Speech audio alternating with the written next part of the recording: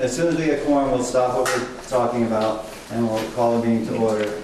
But let's look down at administrative reports, and we'll start with Dr. Durfee. I think we should probably still do the call to order and the agenda review and see if we can move this Okay. down. I can't call the order without quorum. Agenda, we could do agenda review though. Without quorum. Pledge of allegiance, visitors, and then skip down. You sure? I think You can call me to order. You can't call the order. You just can't vote. Okay. So we'll call the meeting to order at 6:08. And let's start with the agenda review. Are there any changes to the agenda? It won't matter because you can't vote on them. But I'd like to know about them. Why don't we go right to the Pledge of Allegiance? And as far as the agenda review, you do want to move down to skip to do other business. Yes, we'll skip to do other business first. Let's at least have the Pledge of Allegiance. That's something I want to Pledge allegiance. Pledge allegiance to the flag of the United States of America and to the republic for which it stands, one nation, under God, indivisible, with liberty and justice for all. Can I do visitors? Okay, we can also do visitors if there's anybody here who wants to speak to the board. Jeff? Just here for the show. Okay. Moving on, we're going to move down to other business. The warrants require action, so we can't do that, but we'll start with the administrator's report. And Kevin, you want to go ahead with this? Mine will be short because a lot of what I want to speak about is already on the agenda of the VSBA award. Can I assume everyone has the newsletter? One thing I will mention to you, much of what you'll be getting today is hard copy, because since we've been in kind of flux, some might call it turmoil, since the storm, because most of us don't have internet, or if we do, it's off and on, and so we've had a hard time getting stuff out as we need to. We've also had a hard time printing, but I think we've got everything printed. You're not going to be able to get on tonight if you haven't already noticed. That's why we have hard copies of everything. Having said that, kudos to everybody, because even under these type of situations, and we even have people in this room who still don't have power. Homeless. Yeah, Joanne's homeless. People have worked hard to make sure everything's up and running, and that hasn't been true with some of our neighbors. Well, they've all been trying hard, but they've had some difficult times. And yet we've got things going, minus internet and everything else, so kudos to everybody for that. As far as my report, you have my newsletter, along with our challenges have been outside for central office. As you can see, we're still a mess on both sides, but we're dealing with it, and we still are being told that by the end of this month we'll have a brand new spanking road and sidewalks and sewers and water and all that cool stuff. Sparkling water, maybe? I don't think that'll come out. No. Okay. Again, the rest of the stuff I will talk about will be under the VSBA award. If there are any, unless there are some questions. Any questions for Kevin? Okay, so the board and administrators, just a handout. I'll hand those out as other people are talking. Okay, so we want to hear from central office administrators tonight, and we'll start with Julie. I had to pick this chair. Jim jumps around, I just kind of... Going in a line instead of predicted. So, been a busy fall as always. Yes, the internet has been fun today. I was on the phone with the Agency of Ed because there's some reporting I need to do with them. and I couldn't access it through the email, and she was reading the things on the phone, and I'm writing them down, so it was, we're doing some workarounds so we can get our planning for next year. That was around the service plan, which is done every October, which is the special ed budget. All of the information that goes in the service plan, all of the teacher salaries go to the state, which helps them set the rates, the average teacher salaries and rates that get the whole budget process started for the state. So they really are on us to make sure they have all our current information as soon as possible. So even though we can't get into the servers to find all the information, we're looking at hard copies and trying to get the state the information that they need as soon as possible. So that starts the whole special ed budgeting process. I'm in conversations with administrators about planning for next year, any programmatic changes we want to make, any shifting around, things like that. What are their needs going to be? Another piece of that is we've got a lot of kids moving in with a lot of needs. So as that's always fluid, some years we have fewer kids who need out-of-district placements, for example. Other years we have more. This seems to be a receiving year. So we're working through all of those and making all those plans. In conversations with Shannon, we're going to try and do some trainings for teachers around modifying standards for kids with disabilities and kids who can't access standards at grade level due to different barriers in their lives. So we want to plan for that. I figure if I say it, We'll do it. we've got that commitment. But we have committed to do that together, whether it's in an in-service or a series at faculty meetings or department chairs. So there's a lot of good work going on. The timeline for that, is there Well, that, we weren't able to do it for the in-service, so, Right. but I think what we really want to do is sort of a model and do case studies. And we have some software that we've invested in that actually helps modify standards for IEPs, and we can actually use that for, say, a unit of study, where we could look at access points for different students. So we want to make sure that we have a good chunk of time with teachers, so it'll probably be in service. any questions for Julie?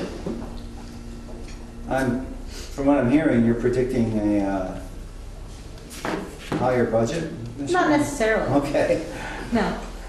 all right. It's just planning. It's just, I know it's fluid, I get it. Okay, thank you, Julie. Joanna? Well, I want to share with you, I think it was last spring, I shared with the board that I had been nominated by the Vermont Council of Special Ed Directors to the State Act 264 board. It's an interagency collaborative agreement. So apparently I was appointed, it's a governor's appointment, apparently I was appointed this summer. I missed that news, so I found out last Friday, so that was kind of cool. So this group of folks, which consists of 3 folks that represent Department of Mental Health, Education, and also Department of Children and Families. 3 folks from each of those agencies, 3 parent advocates, and 3 parents who sit on this board, parents with children with disabilities. And this board drives the state system of care across the agencies, so it's pretty cool, and it's a great group of people, so I've enjoyed being part of that. I've spent a lot of time with Heather, Lynn, and Pietro over the last couple of weeks, which in training, so not about problem solving, which was awesome, but getting some updates in terms of the hazing, harassment, and bullying, and also investigative training when we have reports regarding employees. So busy doing that, and then sitting actually BFA student support team, town student support team, and we meet a couple times a month with Joan and Stacy at City School, and then the team down there. So a lot of problem solving, strategizing, and coordinating services to help meet the needs of those students that Julie was talking about. Great. Any questions for Joanne? Comments? Jill? Congratulations. Thanks. Oh, yeah, Thanks. congratulations. This is something you wanted to do, right? Well, I'm really involved in a lot of the interagency coordination for our Right. kids Right. in the community, so it's nice to have I guess a greater level of influence in that system. So She was unanimously, I sit on the executive committee of VCSEA, she was unanimously nominated as one of the strongest interagency special ed, just knowledgeable, connected folks that we could even think of. So we're very grateful that she's doing this do work. you have any influence to get my power back on? None at all. It's a different board. Wrong board. That's it. So I shouldn't really ask about truancy, should I? Well, I'll give you just a little short version. So we were struggling for a while with not having a truancy specialist for the K-8s. We now have someone. She's awesome. Actually, we have a meeting coming up this week. So we seem to be back on track with that. Okay, thank you. Jill? Well, first of all, Michelle, thank you for giving us these magnets tonight. It's a homemade fidget spinner, so that's been great. But there are a few things that I do want to report back on tonight. And the first thing that I would just like to say is that on Thursday, we had a number of administrators and guidance counselors and the librarian attend the Roland Conference. And that was a really, I think it was a really special day for me because it was the first time I'd worked with a variety of administrators and teachers in that type of environment. The topic that we participated in was around implicit bias, which was some of the work that we had carved out at the administrative team over the summer and some of the work that we wanted to do as professionals. So that was a training that we attended, and actually Joan was there, so we had representation from all of our schools. Angela. I'm sorry, Angela was there, and Stacy was there, and Joanne was there, and a variety of other people. But anyway, the one thing I wanted to take away from that is that we had a presenter who was from the Burlington School District, and her name was Rebecca Haslam. And she gave us a really wonderful 90-minute presentation, and part of our conversation earlier this week was around potentially bringing her in to do some additional training with our administrators around implicit bias, which is one of our goals for the year. So I've been in communication with her over the last couple of days and working on getting that information back out to the team. So that's very exciting. Another piece of work that I'm very proud of is just in terms of what we've done for our English language learners. This year we have more students than we ever have had before. And so I've been working with Preston and Chris and our two wonderful English language learner teachers and interpreters in terms of developing some stronger structures for those students, so for communication in their native language, for parent-teacher conferences, and additional professional development for our teachers at the high school level, and what that's going to look like for the rest of the year, and thinking broader how we can get more teachers trained to work with these students that we have as newcomers and making them feel welcomed and a part of our community. So that's been a big push for us. And the other thing I just wanted to mention too is that in terms of our 5-year plan, we've been talking a lot at the administrative level about how to better support students who are leaving 8th grade and going to the high school. So part of our 8th to 9th grade transition. And one thing that was very exciting is that I've been working with Alicia from City School because we are working on our 21st Century Grant.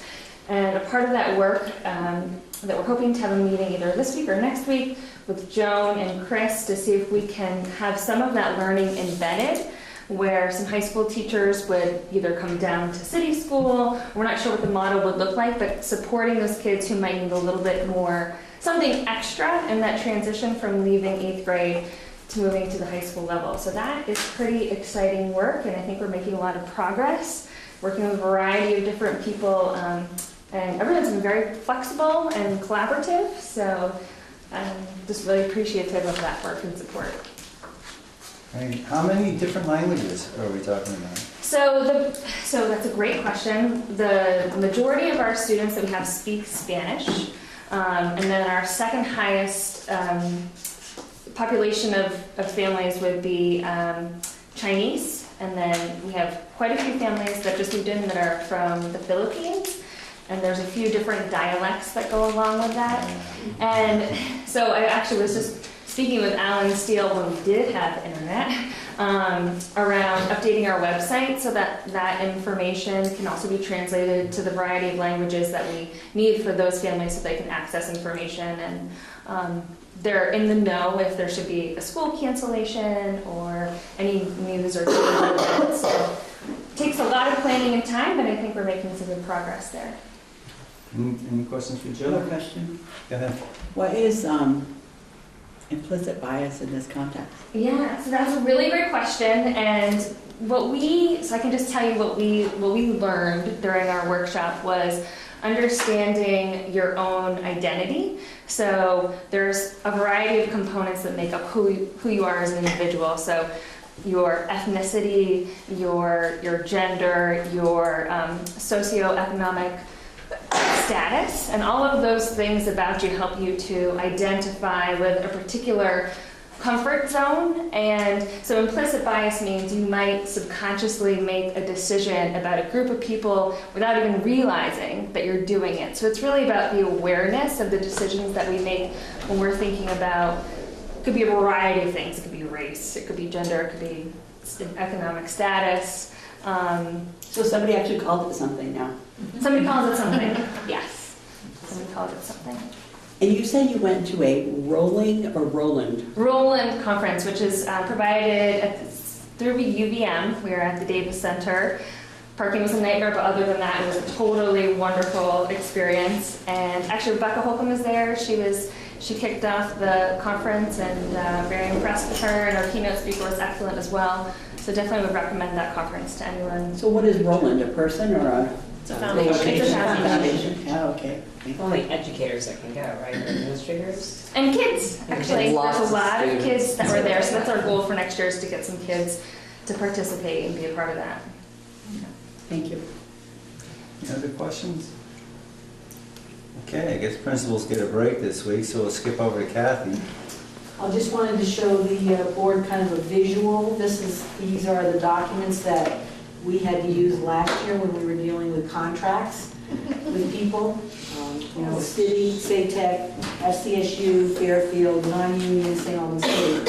And if I was called to a school, I might be able to just go with one notebook that had the teacher's contract and the ESP contract. But most times, because our contracts have been long-standing in our different districts, there was this binder plus one that showed all the contracts from the previous years, because there was also a lot of information that came from previous contracts that was maybe not addressed in a current contract. So, an issue could come up and you'd say, we've always dealt with it this way, and then I'd have to look back through the contracts for the previous years and say, nope, I can't find where we ever dealt with it that way, or yes, you're right, it's not with the way it's written in this one.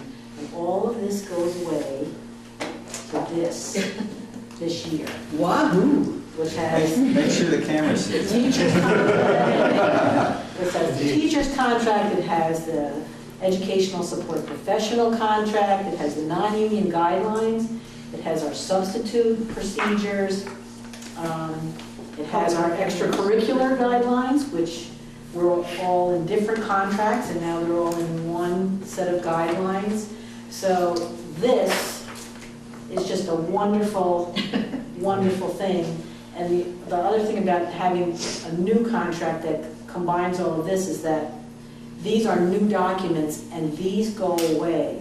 This is now the document that you look at and refer to whenever there is an issue, and it doesn't take 14 hours of research to figure out what does it say, what does it not say.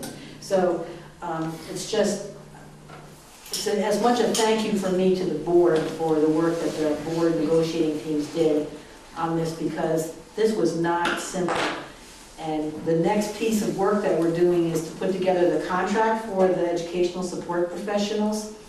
And it has taken a lot of work for us to look at how the retroactive provisions apply to each school because there were different rules about leave, there were different rules about number of days that people had in their contract, hours per day, things like what holidays were taken, vacation days were different. If you, in one school it could be 0 to 2 years, you had 5 days of vacation, 0 to 10 years. In another school you had a different number. Now all of that is one set of guidelines, one contract for all of those things. So as we prepare for the contracts, the board will not be seeing educational support professional contracts, but they will not go out until we have clarified the number of hours every person has, all of the retroactive provisions that apply, because we want to double check and triple check to make sure we don't make any mistakes. There are pluses and minuses with the retroactive pay, so we are in the process of doing that. We are also, Jermaine Cross has spent a ton of time out in the school buildings because our deadline was actually yesterday to have all the paperwork done for what every employee was choosing for a medical insurance plan. And we've extended that deadline to Thursday because of the windstorm and the fact that we lost internet and people couldn't print off forms. So that's a large piece of our work right now. Another piece of work that we'll be doing this year, because we had definitions and job descriptions that went with each contract, let's say for a custodian or for a secretary, we have different job descriptions. I think I counted 9 or 10 different job descriptions for a secretary, for instance. So we will be updating our job descriptions so that we have some consistency across buildings. And other than that, it's been Other than very that, quiet. any questions for Kathy? Do you have to keep those binders for 7 years or something? Can we have a bonfire or something? Yeah, we'll keep those, but they'll be up in my bookcase instead of. I thought we could do a VFA bonfire homecoming. No, I just got to hand it to Kathy and Martha, the work they've done on this, getting these contracts together, and I believe the board just appreciates all the work. Very much. Very much. So thank you. And if there's no questions for Kathy, we'll move on to Martha. So I started working on the FY19 budget process, just at the very beginning stages. It just started to notify the principals. I haven't even gotten hold of everybody.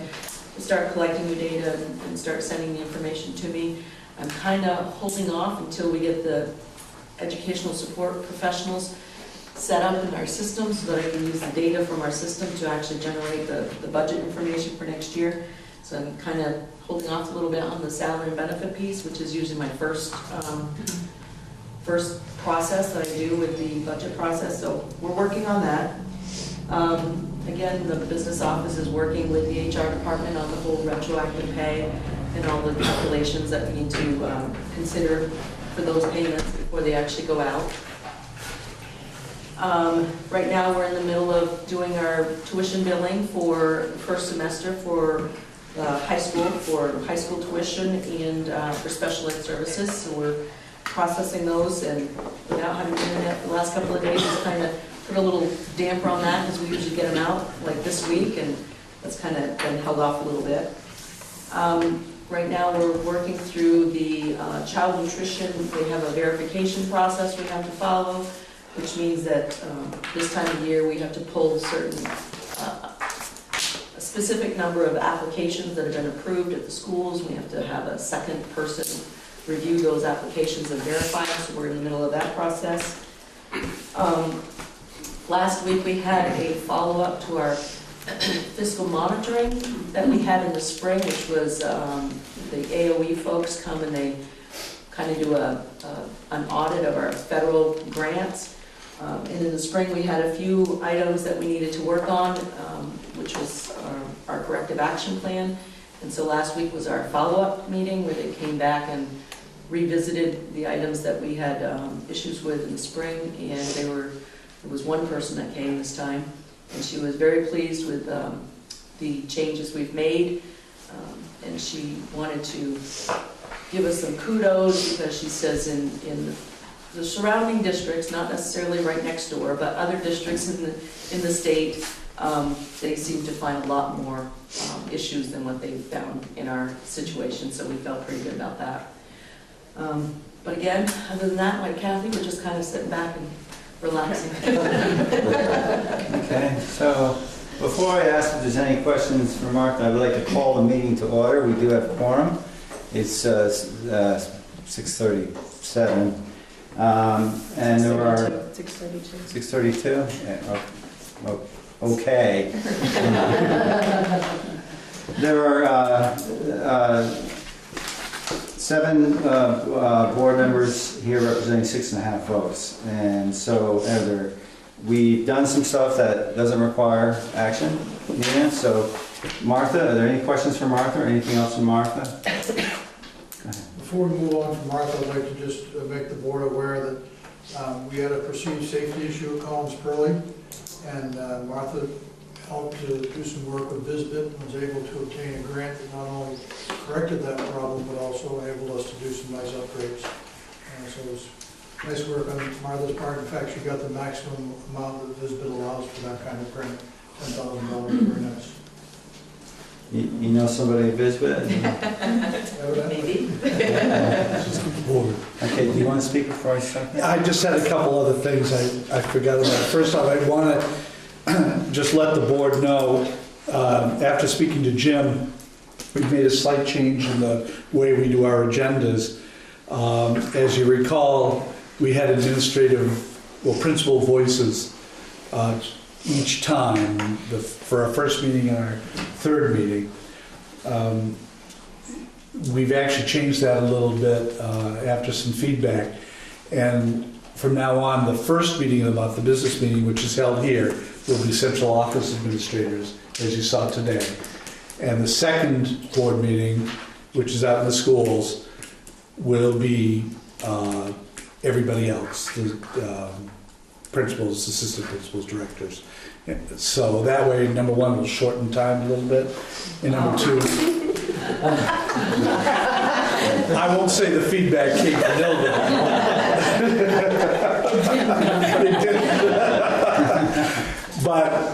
But secondly, sometimes people are struggling to find things to say, and this way we'll make sure we have stuff to say. The second thing is for the leadership team. Just a reminder, since we have not we haven't been able to communicate well. Just a reminder, tomorrow is our leadership team meeting at BFA, 3:30 to 6. It's on our new whiteboard.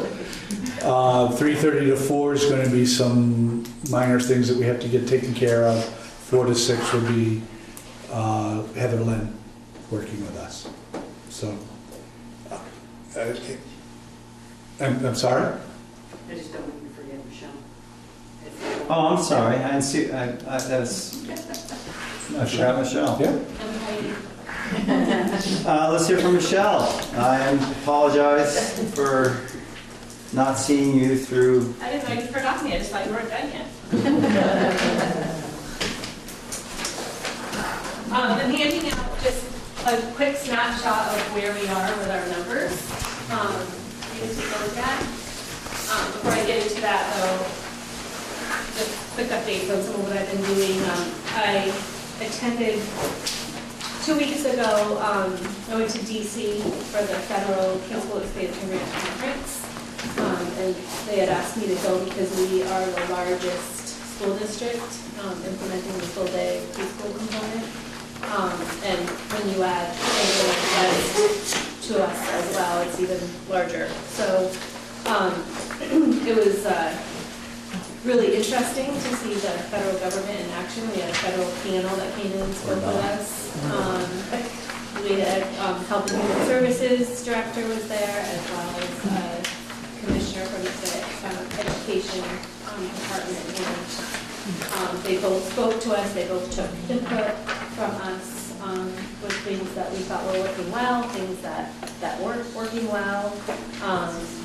Shannon Christian from the Child Care Division from Health and Human Services took my card because she was interested in what we were doing at a program level.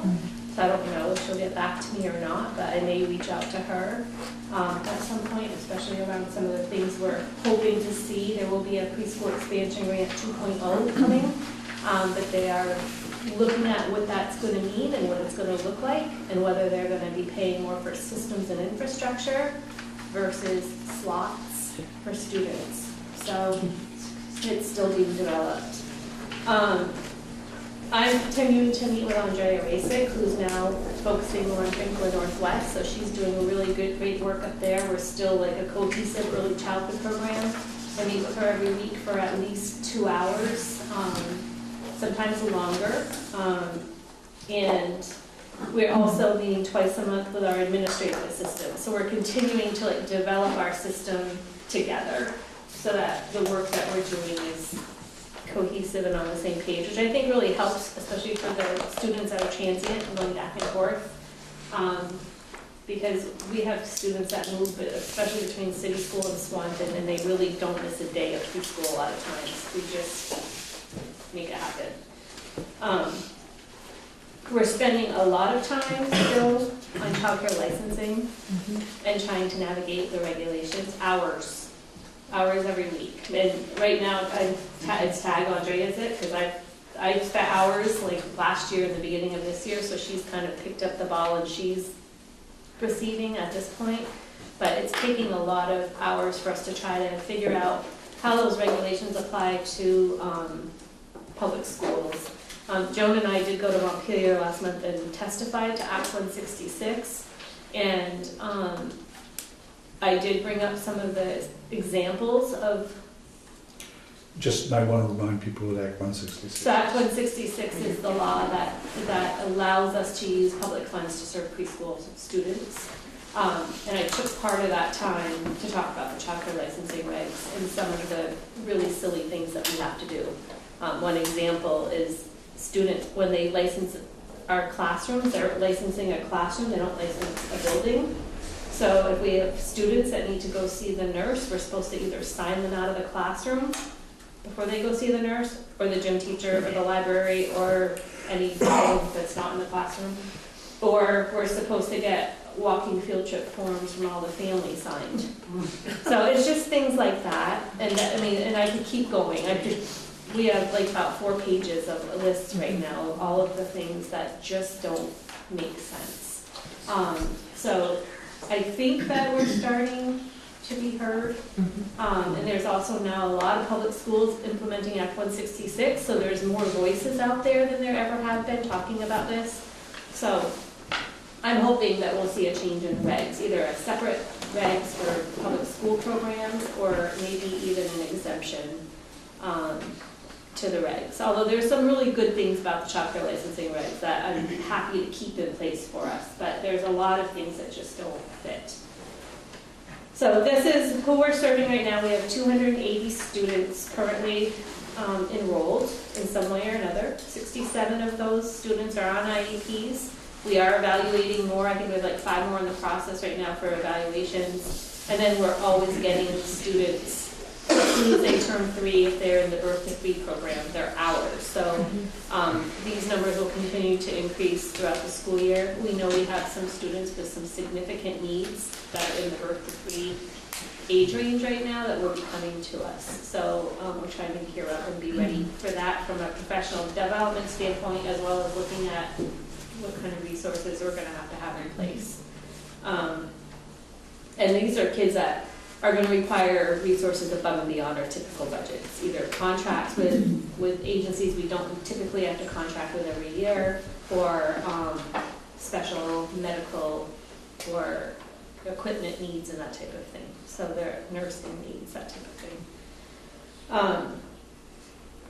So we have 99 3-year-olds, 181 4-year-olds, and then I just kind of gave you a little glimpse of where they're at. So our partner sites are pre-qualified sites that have met certain quality standards that the state deems them pre-qualified. And it means that parents can go where they choose, and we send $3,178 from the education, from our early ed budget to these sites. So we have Currently, we have 107 students in partner sites that we're spending that money for. 96 of those 107 are in partner sites right here in city and town, basically. Most of them are at Wise Time, Blooming Mines, some family childcare providers, but they're all within our boundaries of our district. The others, most of them are in Chittenden County, but the parents can choose anywhere in the state to go. So, but the bulk of them are here locally. So we're also doing a lot of work with our partner sites. And the 3,000, did you say $3,000? $3,178 per year. Per year. Okay. So we send payments out monthly. They send us attendance sheets. All of these sites send us attendance sheets and parent signature attesting that they were present. And then we send a portion of that, we prorate it by 9 months. And all of these sites have to be licensed as well by the state, correct? They all meet childcare licensing regs and a lot of other quality standards. Things are in place for them. Is there any effort to decide which regulations are good among your peers and which regulations are just kind of hoop jumping and maybe try to see about getting those changed? Yeah, we have some conversations going on behind the scenes around that. So that would be a legislative?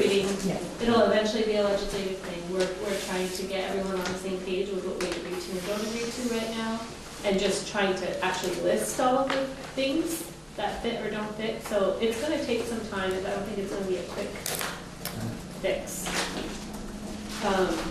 And then 11 of our 67 students on IEPs are in partner sites. So we are also, for those 11 students, we have our special ed team supporting those partner sites. Those 11 students are all in partner sites in our district. So we have special educators spending a lot of time in those partner sites supporting students as well. Any questions from Michelle? I have one. So is there a higher number of kids in this age group with special needs, or are we just better at identifying? I think we've gotten a lot better at identifying them as we've served more of them. So we have been able to pull in more students, and I think, two things, especially when I think about what we've done at City School over the past few years. Number one, the full day, but also offering transportation for those students. We've been able to serve students that we've never served before, and so we're finding more students.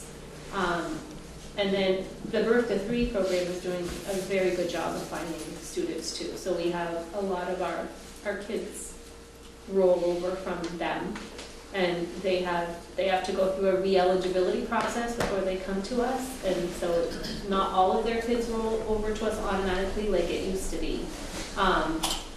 They have some hoops that they have to jump through to make sure they're still eligible, which is different. But we have, I think in general, as a school district, I don't think it's just early ed. I think we have students with a lot more needs in general. Anything else from Michelle? Of all the students served, what do you think that is in terms of percentage of kiddos in our community right now? Like, how many, is that number not even accessible or available? Like, how many 3 to 4 year olds are in our community? So of the 280. I'll come back to you with that at another. Okay. I have estimates around that. What I try to do is do an average of who's being served for second and third grade over an average some cohort years to see, and then I can compare to that, and I have it on my spreadsheets. I just don't have it on the top of my head. Could there be an easier way to get that data from state birth records or something like that? Well, that's what I look at. The birth records are hard because we have so many kids that move. Right. So what we've found is the most consistent is averaging How many children are in? First through third grade over 3 years. It kind of gives you a pretty average, consistent, because it takes away that flux of a big class versus small. So that's what we've done in the past. I can come back at another time. Just curious. because it feels like a success, but I'm just curious. Yeah. What are we missing? Who are we missing? Right. What are we missing? What's the? Thank you, Michelle.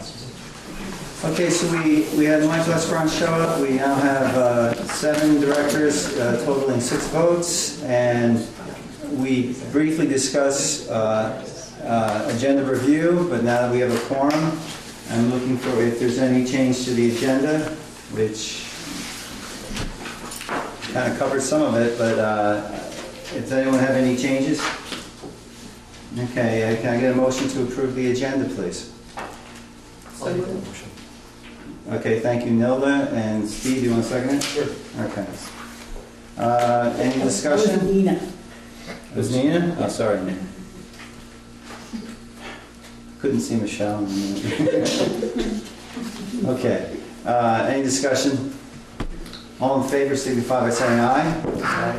Opposed, abstentions, motion carries 6-0. We did ask for visitors.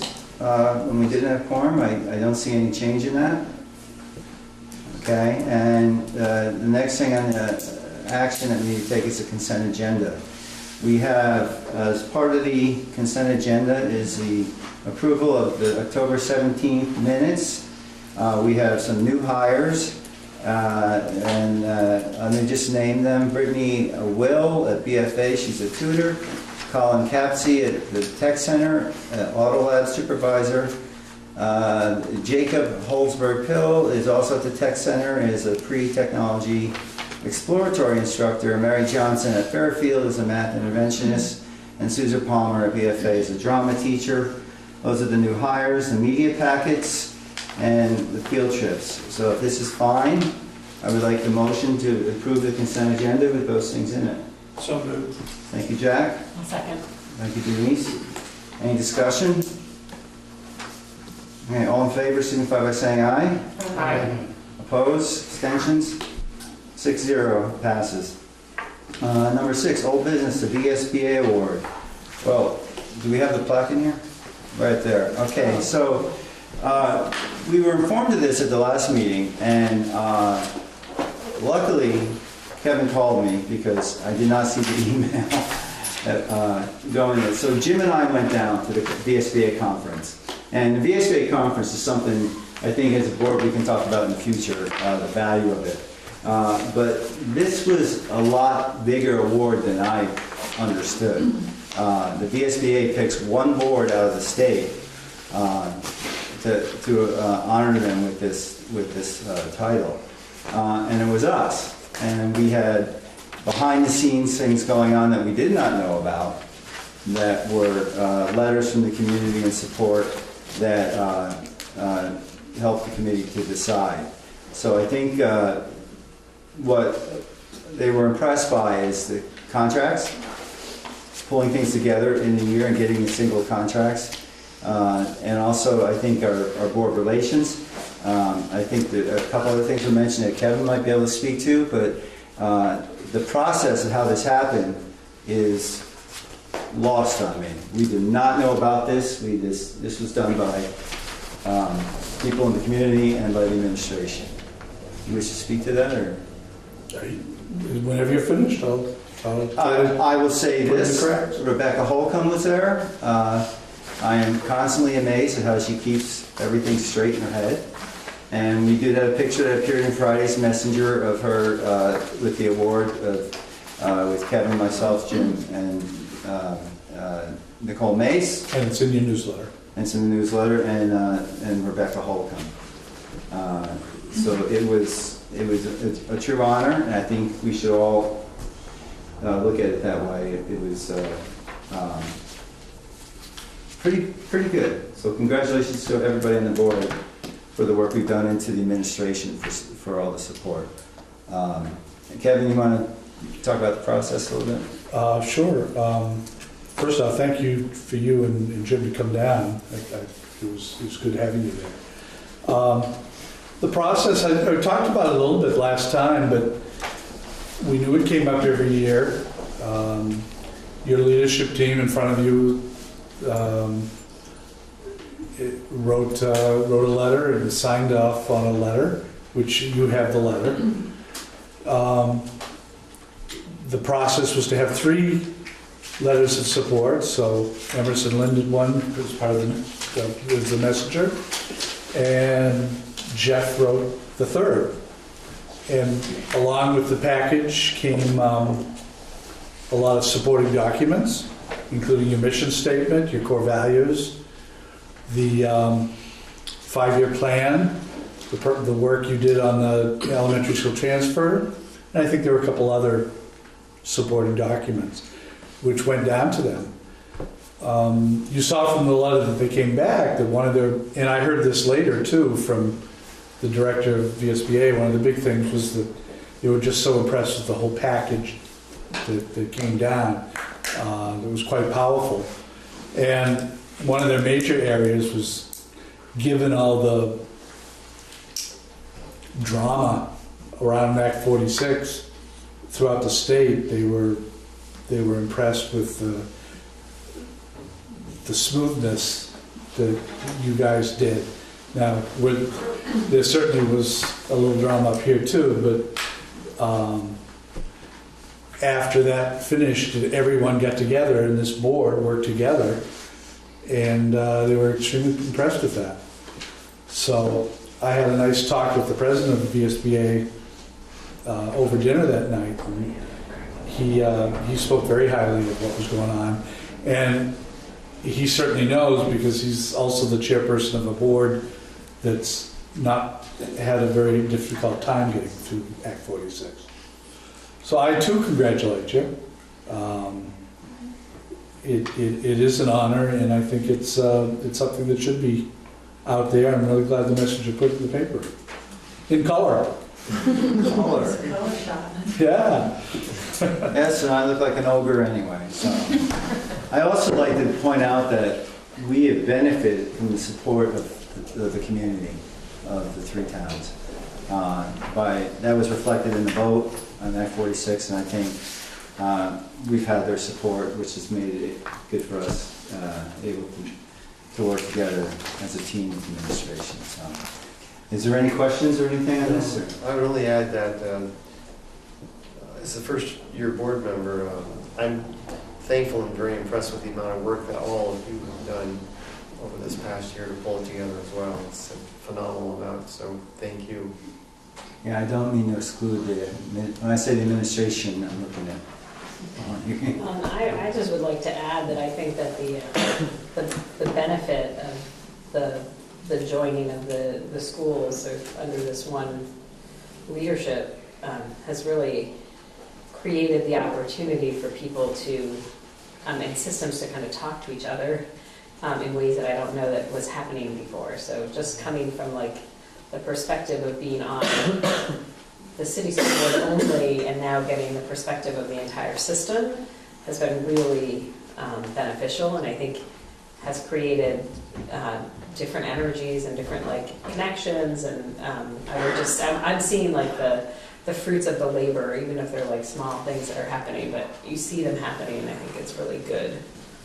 So, and it's a lot of work, and to understand that is really. The binder demonstration, I think, points out. I mean, that's why we did it. We did it all for you. That should be a photo. The next newsletter is the binder comparison. The binder. Yeah. It was supposed to reduce monthly meetings, and I'm still wondering. Okay. I won't ask about that tonight. Yes, but I think. I think you guys all agree with me, though, right? Okay, we're on the same page. Well, we'll wait for Jim to have Yeah, we'll have that later. discussion. It's not the night. I think it reduced it for some people. Yeah, I think it reduced it for some of us, yeah. Yes. But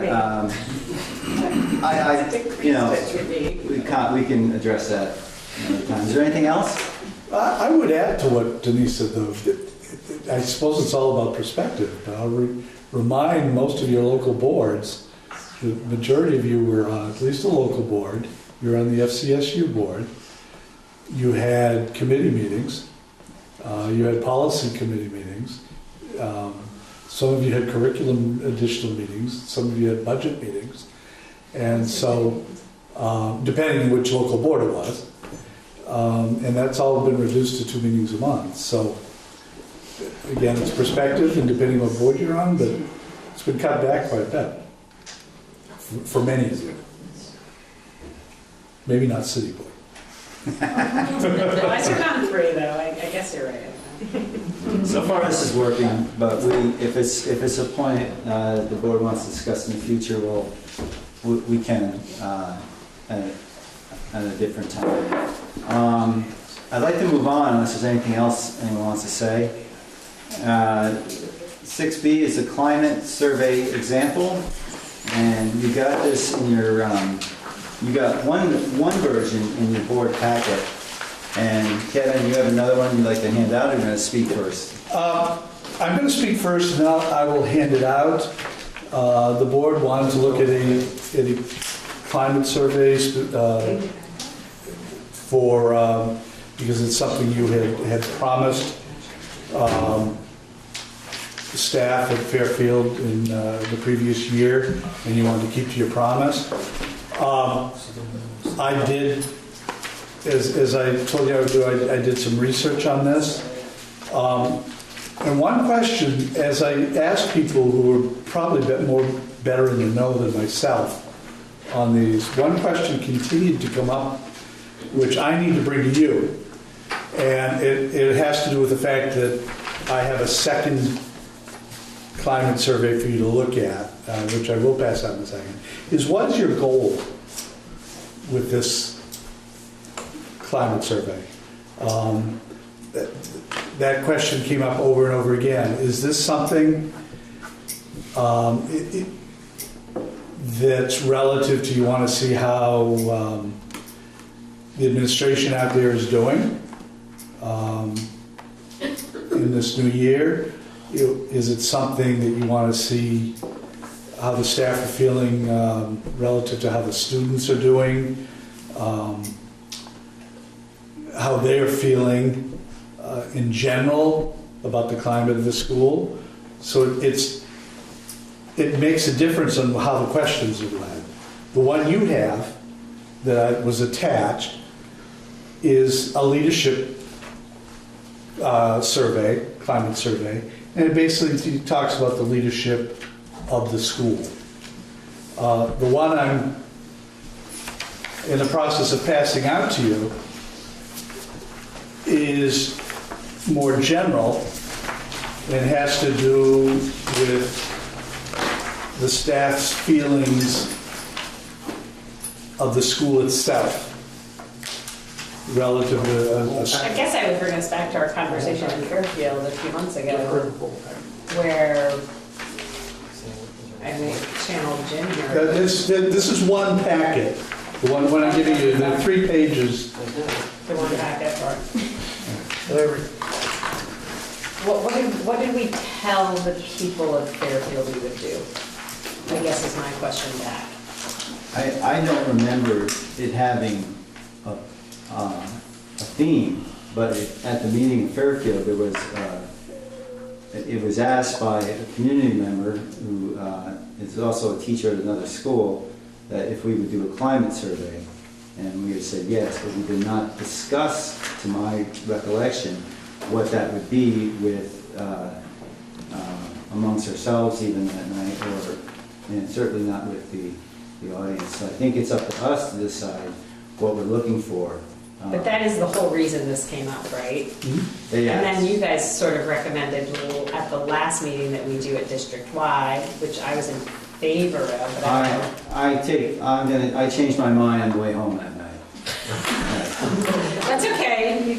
Because the problem that happened at Fairfield is not endemic throughout the whole district, and it does take resources, and we would be looking maybe for different things at different schools. And yes, it'd be nice to do this big study, have this wonderful baseline, but I think it's that's something we would do later on, in my mind, if we wanted that data after we've been a district for 5 years. That's just my thought. But so I think since Fairfield asked for this, that we can come up with what we're looking for, as Kevin just asked, and do the study as soon as possible. So that's my remembrance. What do you have, Jack? I'm wondering if at the time there was a perceived need for a climate survey, and as time has gone by, is there still a perceived need for a climate survey?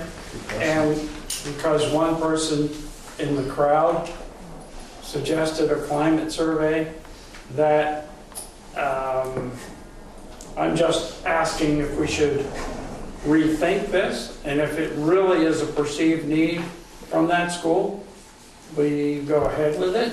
But I think we need to do a check, because oftentimes in the passion of the moment, there's a perceived need for something, and then 3-4 months later, nobody's really that excited about getting a climate survey. I mean, and maybe they still are, maybe it's still a need, but I think we need to check. I mean, that's just my thought.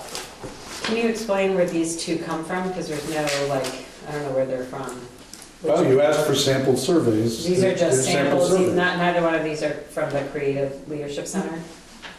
No. No. You saw the, well, no. It's No, we not. never saw that one. Right. No, because from what I heard from the board, that might have been too general, and Joan was saying that it might have been too general. So for is that one off the table at this point? Doesn't have to be, it's already been done. You did it? Oh, okay, good. So we have, Because that was free anyway, so that's been done in all the schools? yeah, So this would be in addition to that one? yeah. So Jack has a point. It was one person in the audience, but I recall that she had support from teachers. Yeah, and I'm not implying that it's not a need, I'm just saying, should we I think it's a great point. for practical reasons? I think it would be a strategic error not to do a climate survey in Fairfield. Yeah. Period. Regardless of I sort of agree with Nelda. anything. I think you have a good point too. We did say we'd do it. We'll do it. And if they don't want to participate, then they don't have to fill it out. I mean, I think the bigger question is, do you do it for all the other schools, and why? But I think, you kind of made a promise, and, we're in a honeymoon period at Fairfield right now, for lack of a better term, and who knows, right, where the future's gonna go, but it's definitely meeting the needs of what that community wanted. And if the results are great, there's not a problem anymore, or perceived problem anymore, whatever. If the results are not so good, I mean, that's also go back to the drawing board and let's figure out what's going on. So I guess we really haven't answered Kevin's question. No, but you've answered one question that, I'm hearing different feelings on the board, but one is whether you do one at all, and the second question was my question is how do we center it? Do we center it, you have two different surveys that are somewhat alike but somewhat different. One's more towards the leadership, one's more towards the overall feeling of the school. So then that decision should be made. The first decision I'm hearing is whether you should do it at all.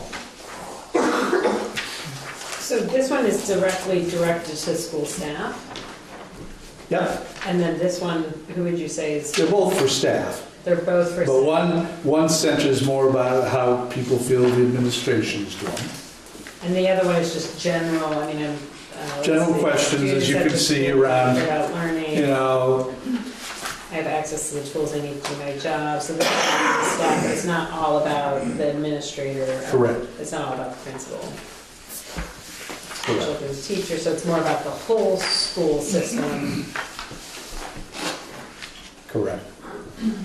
What's, is this at all redundant with the other thing that was done? And it's okay if it is, but. This is more specific. I think the thing that our leadership did was for a different reason. I think it could be justified as that was the thing that we did district-wide, and we got certain information on that. And I think there could be justification for saying you made a promise to Fairfield, and therefore you're going to maybe be a little redundant, but do something a little specific to Fairfield. I think that's a point could be made for that. So I guess I have two questions or 2 points. One would be, are we going to see the results from that survey done from the Center for Creative Leadership? Is my first question. As far as I understand, that was a research project. Well, not just that, but it's something for us to be able to figure out how we move forward with student leadership. And so we did the teachers first, and what they want to see is how they can best help us. The week of November 13th, we will be surveying every student from 3rd grade to 12th grade to get their perspective of how they see themselves as a leader. That'll be our benchmark data. The real time that we have to be able to talk about data would probably be 3 years down the road when we do this again, to see if we've shifted student ideas. So looking at baseline data doesn't tell us anything, so we need the baseline data now. This is something we can have. 3 years down the road, the question we'll be asking is, have we shifted the number of kids that see themselves as a leader? And that's our goal. So the whole idea is that student leadership pairs up with student engagement. And if we can make students feel like leaders in their own lives, then they'll engage more with school and they'll be more successful. So that's what we're looking for, and that's the reason we're embarking on this. So to share baseline data isn't really helpful, and it could be harmful. What we want is for us to have that baseline data for teachers to feel trusted and supported, and for us to be looking over time to see if we have growth. So that's the reason why it isn't like data that would make sense in its current form. And all the teachers have done the survey so far? All the teachers have done in every school? All the teachers, paras, and administrators in every school.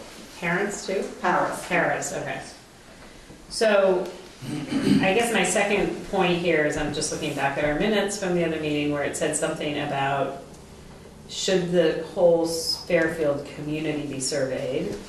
Because it said parents and community members, and these are basically school climate surveys for staff only. I'm asking the question, I'm not like... And that's a good question, and it did come up. I will tell you that in the 5 or 6 people I talked to that were kind of specialists who've done surveys before, it was unanimous. You do not put out such a survey as this to community members. If you do put something out, you make it relatively general, ask the question. This seems way too specific. Right. I mean, reading just some of these questions, they wouldn't know the answer. And that brings me back to your goal. A typical survey like this would go to your staff to learn how your school is doing.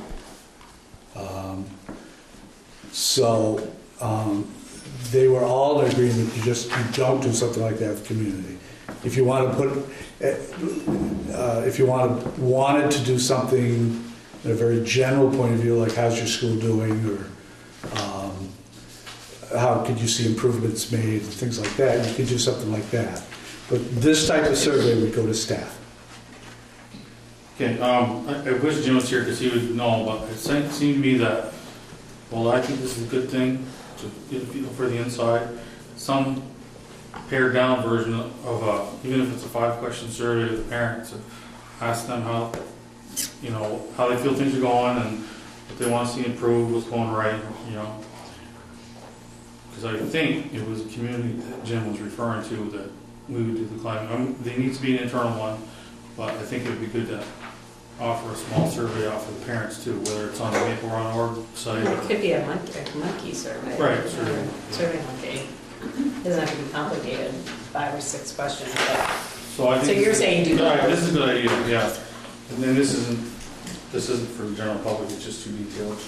Well, shouldn't that be to all schools then, if we're going to do that, not just for Fairfield? Why? Why not? Well, Your problem, you promised something to Fairfield. Yeah. I would tell you right now, because I've done a lot of thinking about this since last time too, and I'll stick to my guns. Why? If I fall down the stairs and break my leg and go to a doctor, the doctor's not going to x-ray my arm. They're going to go where the problem was. and they know that's delayed. And you promise something to Fairfield, and to put something out like that major it's what we do here is a major thing. So I would really ask you to consider that. Is again, what's your goal? Guys? Yeah, well, maybe the goal for doing the other schools would be to, if only to allow staff to vent, or hopefully everything is going well in other schools, but maybe this would be a good way to find out whether there are some issues that people have brought forward. I mean, look how long there wasn't an issue apparently back in Fairfield, and all of a sudden there was. Just a thought. I mean, it seems if we're going to do it with one, and if we're a whole district, we ought to at least consider doing it. Anyone else? The internal survey, excuse me, the internal survey I think is a good idea just because everybody's in Maple Run. So now we just kind of ask, but again, this is a very detailed survey with no promises. But for the Fairfield community, it could be a 5-question thing, you know, with a text box to write in how it's going. Doesn't have to be. I mean, is it something we have to finish tonight? I have to review the tape to see. I think Kevin's looking for direction on what we're looking for. I mean, this first survey is clearly about the leadership. Right. The second one's about the school climate. I get the impression that they were talking about a combination of the two in Fairfield that day. I don't know. But we should come up with something, some direction, or some path that Kevin can take to take the next step towards this. And if we can't figure out this direction of the survey, at least we can do is look more into it. Now, my concern about the community is how do we survey the community? We send out mailers. Take home, yeah.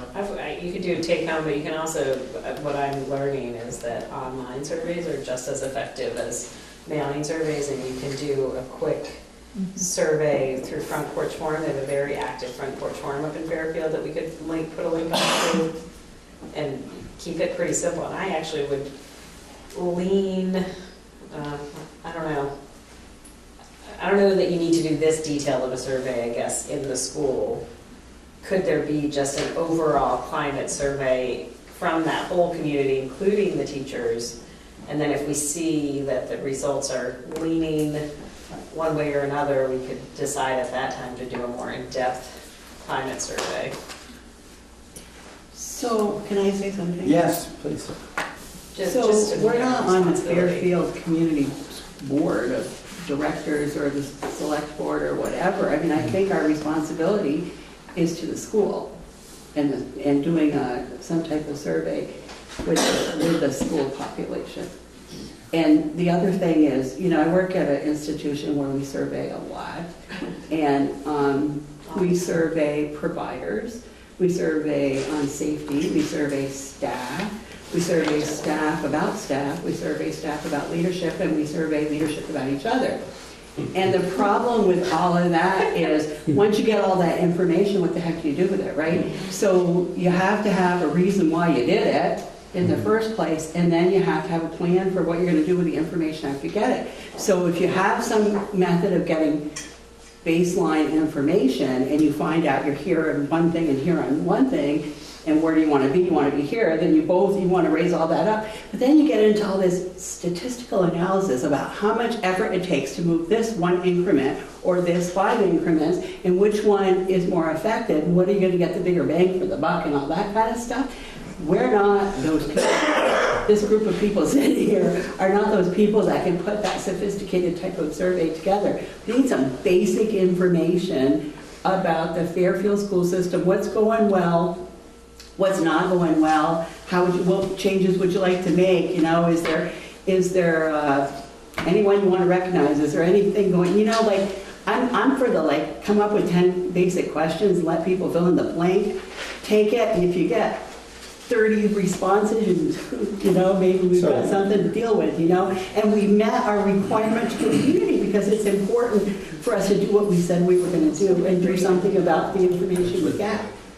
I mean, that's my 2 cents. That's neat. 50 cents. Nina, do you have anything? No, then who would you send that out to? Sorry, before, would that just be the staff, or would it I also be the think community? it would be the school, paras, principals, Parents, staff, principals, teachers. staff, admins, teachers, but just Custodians, within kitchen the help, school, whatever. not outside of the school? Yeah. Okay. I mean, I just think we're biting off way, way more. If there's something, then we need to. I mean, if there's something from the responses of that survey that indicates we need to go bigger, then we need to. But would the think survey about be that. our base, and then maybe, I don't know, I don't want to double work, do it again? Because if we have nothing to compare it to, I mean, we want to all do good, but, I don't know.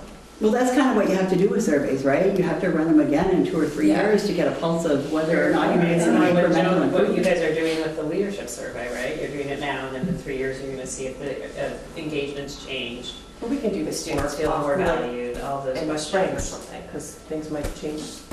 Yeah. It continue to get better, Yeah. and we're just trying to get But the I think, baseline, I right? think we still need a question, what are we looking for, the climate or their opinion on leadership? Well, what I'm thinking I'm hearing from you guys, tell me if I'm wrong, is you'd kind of like to see a combination.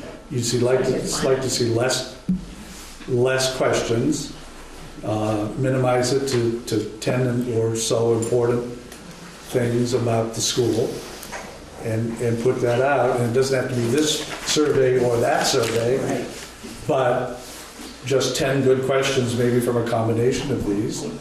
Yeah. And to put that out there, and less is more in this case. Am I hearing it right? Yeah, and we have text fields. And text, comment fields at the bottom or something. Yeah, Opportunity for free text for sure, so that. which we can do.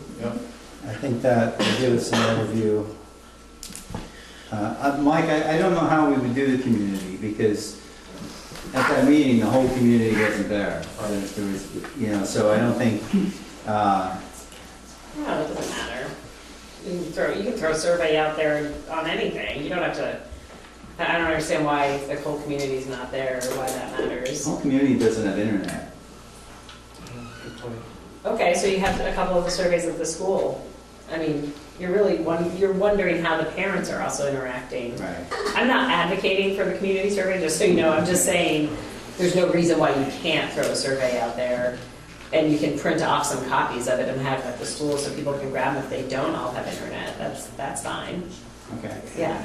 That could be 5 questions. I Well, think 10 is gonna get you more. I mean, the other thing is, a survey is just one tool. I mean, you have to remember, that's just one little piece of information. We're gonna get what we get, and then we have to decide what we're gonna do with that information. so I think Kevin's interpreting this right. We want some kind of combination, cut down the question, and I think we should take a second look at the community later on. I think I want to know the climate of the school from within the school first. Sure. And then maybe if we find that we're not getting enough, and also the community is always free to come here and talk to us during visitor section. They're also free to write letters, and they're all free to contact their board members, though we can't really tell them much because we can't act alone. But we are open to the community. We are a public board. So I would point that out as well too. So my opinion is that I think Kevin's hearing some kind of mixture of these 2 surveys and not doing the public survey, by the way. Is that your opinion? I'm not, You're not offering one? So, Okay. would you like a motion? Do you need a motion on this? No. I really don't need a motion, I just need a will of the board. I think developing a 10-question survey Yeah. that can be given to the school staff at this point, all the staff, and go from there. And I think, are we all agreeing just Fairfield at this point? Yes, because that's where we said we would do it. earlier I said maybe after we become more cohesive as a district, you might want to do these surveys and find out how we're doing as a district. I'm not sure, and this is a turnaround for me, because baseline is something I'm used to. I'm not sure if the other schools would really reply to it if they didn't think they needed it. So, what do we think here? Mike? Survey the school. Surveying the school. Teachers. And I still think I'd like to have something handed out to the community, but it doesn't have to be right now. Do you see a combination of these two surveys? That's the type of stuff I think I can work on with the leadership team. I don't think we have to get into the weeds on this. Okay. Yeah, 10 questions or whatever, you can dig them out. Okay, so we're hearing that from pretty much everybody. My experience in surveys, if you have a comment box and there's a hot item out there, somebody's gonna take the time to write it down. They're gonna write it. Yep. If it's, kind of think you're going good, it'll be, everybody's doing very good, and then, you don't get a lot. Well, if there's something that's important, it gets written. And a small point, Kevin, I know these were just examples, but in the second one that came out, there was no, not applicable or known. And that's, I would imagine, a crucial one to include, because sometimes that's the best answer. What's that? The choice is like almost never all the way up to almost always. And the first survey we had in our board packet, there's the extra column, NA for not applicable. The only thing I might say, because I think NAs are good, but if you really wanted to cut it down to 10, then I could probably guarantee you there's not going to be anything that's not applicable. Okay, good enough. So let's administration handle the content of the survey. Bring it back next time, or time. Or Do you want me to bring it back the next time, or because one thing we wanted to do was try to get this out In November. in November. I can bring it back to the next meeting if you want. That's still November. Yeah. Okay. Is that what I'm hearing? Yeah, draft. You want to see it before it goes out? That'd be great. Okay. Let's go email and paper, or just, To the staff. yeah. To the staff, it'll probably be email, I guess it doesn't matter. electronic. Yeah. Okay. Easier to collect the data. that way. Yeah, oh, I agree. So does that give you? Yeah, I'm fine, thank you. Okay. Can I just add something? As long as people feel comfortable that you don't have some tracking mechanism for the email, right?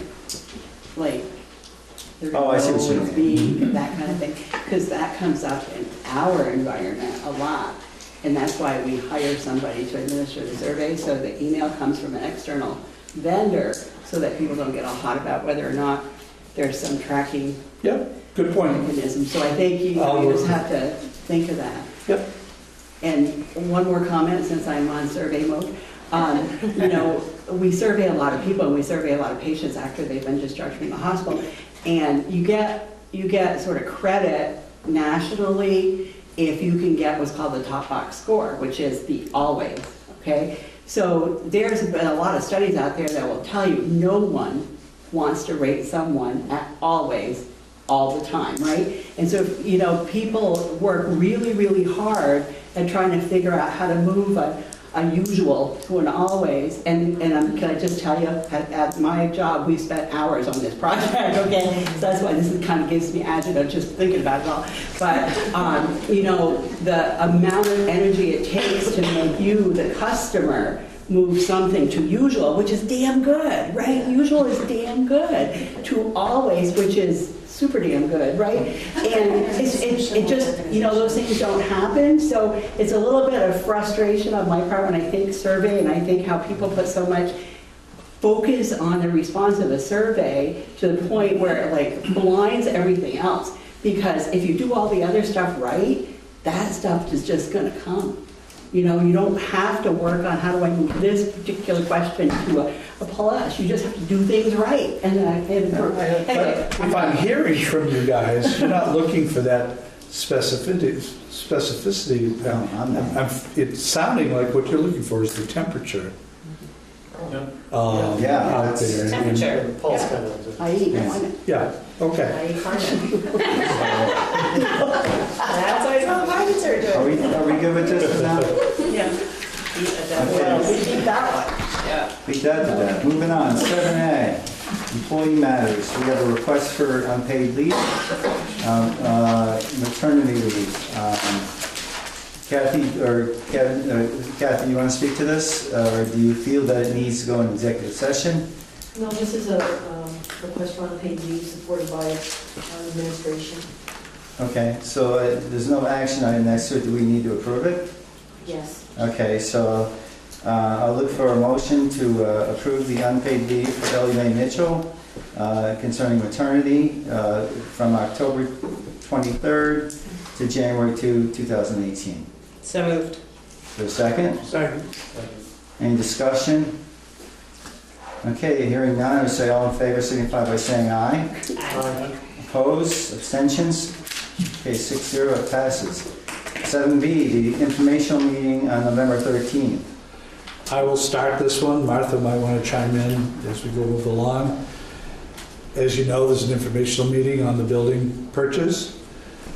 We have been trying to get information out, but we haven't done a lot quite yet because we know some people will forget if we do it too early. The newspaper has come in and interviewed us. There's something that's going out next week. I will be putting things on Front Page Forum. Front Porch Forum, thank you. I knew there was something wrong there.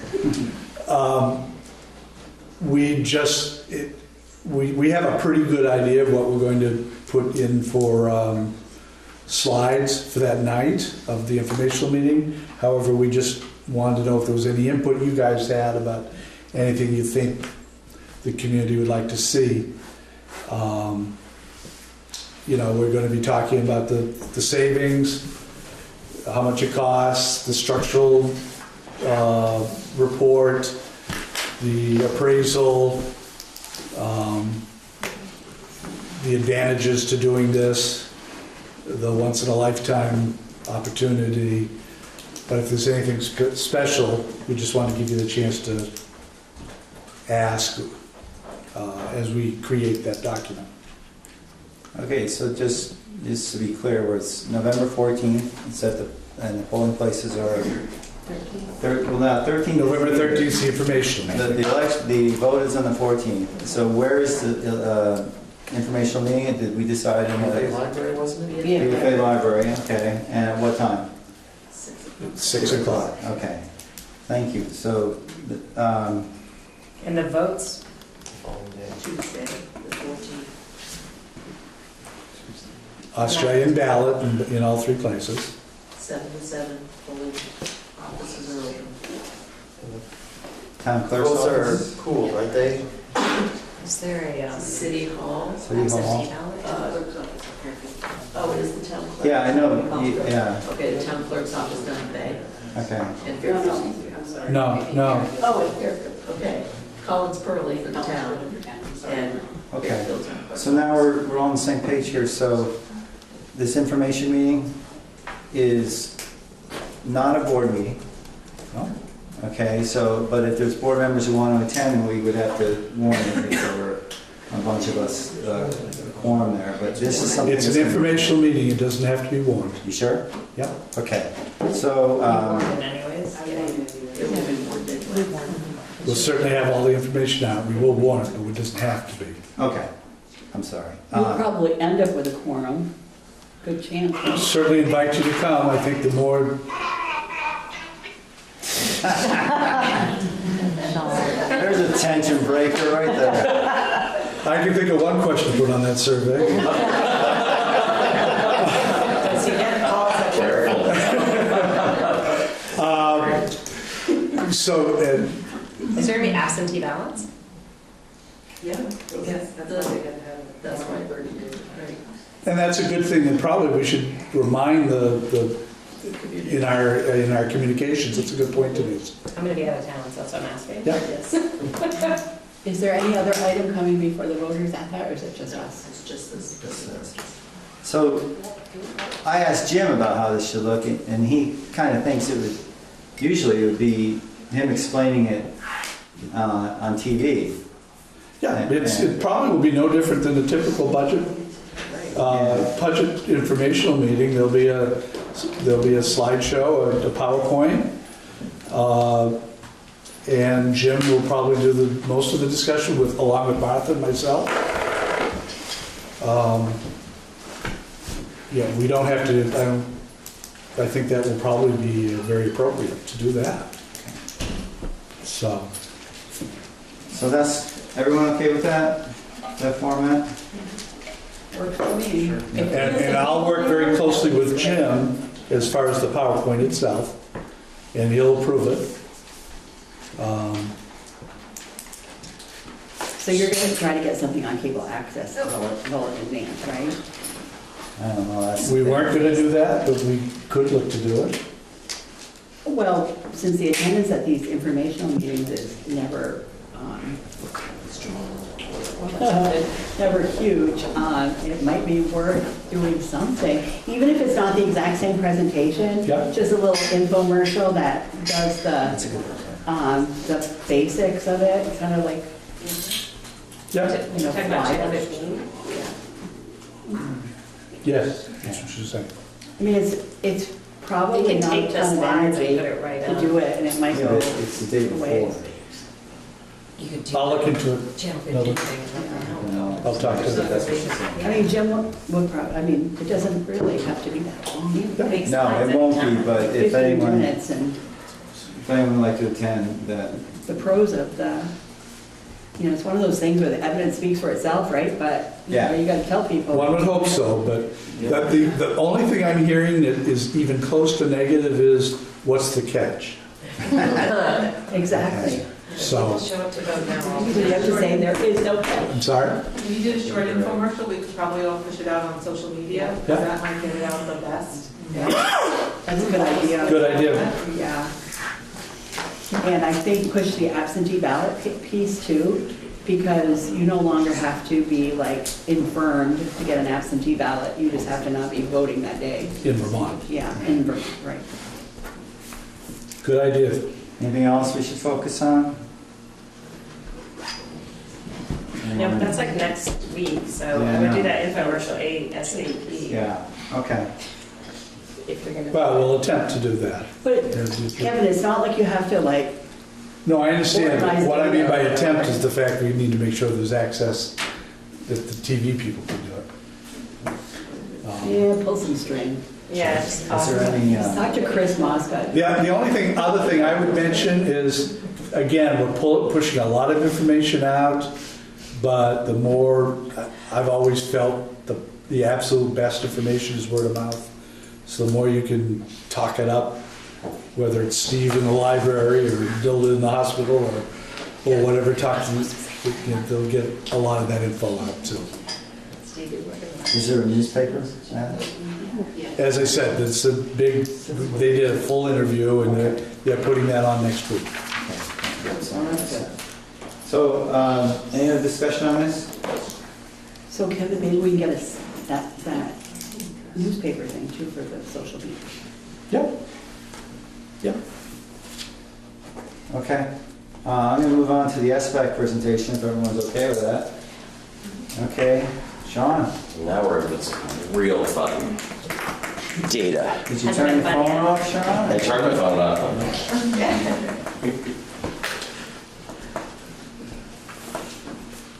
Who's my dad?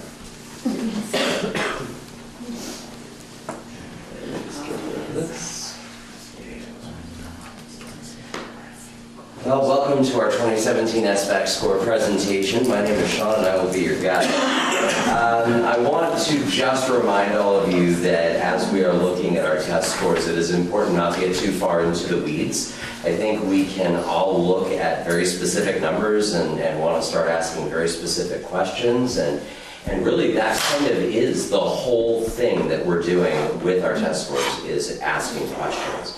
So if you have a lot of questions about what the data means tonight, you're not going to hear me give you any answers. Because really what we do with the data is we ask the questions and then we start researching what are we going to do to impact student scores. So no test measures everything. Good tests help us find data that will allow us to improve. That's what the Secretary of Education has said. We do have some limitations in our data, and one of those limitations is that we have sample sizes that are often very small. So small even that in some schools like Fairfield, you could identify specific students just by looking at the number. So we have to guard our student confidentiality. So we don't get too deep into some of these answers or into some of these numbers. And then again, this provides questions. This allows us to have data discussions. It doesn't necessarily provide us with a whole lot of answers. So as we move through this presentation, the first slides that you will see are going to have a little key in the bottom. You'll see the first percentage is going to be our percent proficient. So a proficient scores a 3 or a 4 on the SBAC. And then you'll see the Vermont percent proficient. So let's go through this. And let's start with grade 3. This is district-wide data. And if you look at this, you can see that in math, at Maple Run, 50% of our students in 3rd grade were proficient. In Vermont, 52% were proficient. A 2% difference, not necessarily statistically significant. Look at the English and Language Arts score, however, and you can see a larger percentage difference. 42% of our students were proficient here, and in Vermont, 49% were proficient. So looking at that and thinking that's probably a significant difference, the question that poses itself is, what is in the water in our 3rd grade ELA students? What are they drinking? What's going on here that's impacting their scores? And that's a question that we're going to be asking ourselves. Now what you'll see as we go to 4th grade is some really neat longitudinal data over a couple of years with a cohort of students. 3rd graders didn't take the test last year, so we don't see any data for them for last year, but we can see their 3rd grade data. And what you're looking at in mathematics, we'll start there, is approximately 50% of our 3rd graders were proficient, and then 50% were not proficient. And that's pretty average. If you look at our ELA, you can see that our students scoring at level 4 or level 3, 42% were proficient, and then we've got a much larger percentage here that were not proficient, and 35% who scored at level 1, which is the lowest possible score. So that makes us wonder, what was it in ELA that caused such a large percentage here? I love this new data system that we have, Alpine, because now what we're looking at is 2 years of data for the same students. This is students who were in 3rd grade in 2016, and the same students in 2017 who were then in 4th grade. So what we're able to see is growth in our students year over year. That's not data that we had available to us before. So what we are able to see here is that in terms of our percent proficient, we had some very large differences between our 4th graders and Maple Run and our 4th graders in the state of Vermont. And that makes us wonder, what is it about the 4th grade group that caused such a large difference between Vermont and Maple Run? We have to figure that out, and we're going to be able to do that by drilling into the data and asking ourselves some very hard questions. At the student level, at the teacher level, at the school level. That guides our data discussions. What's interesting is that in mathematics, we can see that 26% of our students were at a level 1 when they were in 3rd grade. And when we got to 4th grade, only 18% of those students were at a level 1. So we actually saw some growth. Even though our percent proficient decreased, we did move quite a percent of children from the lowest into the next category, into a level 2. So that's an interesting piece of data. That helps us understand a little bit what's going on. In literacy, what we see is that we had more students at a level 1. So the students who previously might have been at a level 3 or level 2, some of those students ended up in this bottom category at a level 1. So we have to ask ourselves again, what was it about literacy between 3rd and 4th grade that changed that caused the students to perform less well? Now we're looking at 3 years of data for our 5th graders, but it's important to know that the 2015 results were actually pilot data. So this was a pilot year. So really, in theory, we're not looking at the 2015 results. We're only looking at 2016 and 2017. The story can get a little confused when we start including pilot data in the mix, but it does, the data program does show us all those years. So look at the two right-hand graphs, and what we see in mathematics is a different story than we saw from our 3rd to 4th graders, where we actually decreased the percent of students who were at level 1. We increased the percent of students who were at level 1. But then look at our overall percent proficient. Between 4th grade and then 5th grade, we actually did see an increase in proficient students. Notice in ELA, a similar thing. We have more students who are proficient after their 5th grade year than we did when they were 4th graders. And actually, ELA is telling a different story than it has in the previous two groups, isn't it? Because we're seeing much more growth in our 4th to 5th grade transition. Notice as we get to 5th and 6th grade that we are starting to close the gap in mathematics. We're back closer to Vermont again. We're still a little far separated in ELA, but that's going to turn around by the time we hit 7th grade. You'll see in a moment. Again, kind of a nice spread here. We've got improvements in mathematics across the levels, except at level 1 where we have a decrease, which is good. We want the kids to move out of level 1 and move up. In ELA, a similar story at level 1, students moving up into level 2, performing better. But then when you get up here, the percent proficient is a little bit more of a tricky question. Why are there fewer? Well, we did increase an awful lot of kids out of level 1 and into level 2. Where did these kids go? Where did that 5%? Some of them moved here, did some of them move down here? We have to ask those questions with much more specific data at the school level. When we get to 7th grade, what we see is that we have overtaken the state, and our students in math are performing 10 percentage points better. 10% more students are proficient in math, and 5% more students are proficient in ELA. If you look at the graph, this is all the way we want this data to look, isn't it? Everything on the lower end is moving down, lower percentages, and the top end is getting better in math. And notice a similar thing going on in ELA. So we do see a change when kids are 6th to 7th graders. We're getting some growth, some very good growth. And then sort of a similar story in 8th grade, where at this point we are above the state again in both ALA and math. What we see here is a little bit of a more complicated story in math. In ELA, our numbers are growing just exactly how we'd like to see. So this is overall data that helps us look at our district as a whole. And this is our BFA results. Now, we don't get 10th grade results in BFA. And actually, next year, we're going to be getting 9th grade results from BFA because they've changed the SBAC to a 9th grade test and not 11th grade. So what we'll be able to do is we'll be able to see growth between 8th and 9th grade, which is something we've not been able to see before. We can't see year-over-year growth when they're tested in 11th grade. But what you can see very clearly, as Chris has pointed out in the past, is that we have beat the state in terms of percent of students who are proficient in both math and ELA this year. This is my favorite graph because it tells a story, but it's not necessarily always an accurate story. Look at math. Let's not go to ELA just yet.